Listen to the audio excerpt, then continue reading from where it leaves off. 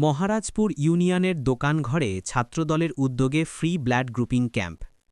আজ সোমবার ৭ নম্বর মহারাজপুর ইউনিয়নের ৯ নম্বর ওয়ার্ডে বাংলাদেশ জাতীয়তাবাদী ছাত্রদলের উদ্যোগে একটি ফ্রি ব্লাড গ্রুপিং ক্যাম্প অনুষ্ঠিত হয়েছে।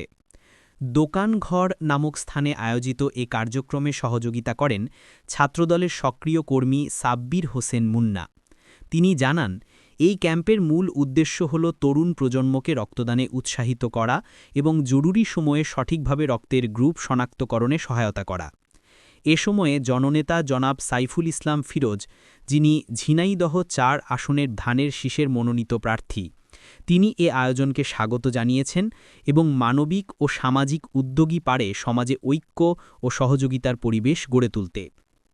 স্থানীয়রা এ ধরনের কার্যক্রমের প্রশংসা করে ভবিষ্যতেও এ ধরনের জনকল্যাণমূলক উদ্যোগ অব্যাহত রাখার আহ্বান জানায়।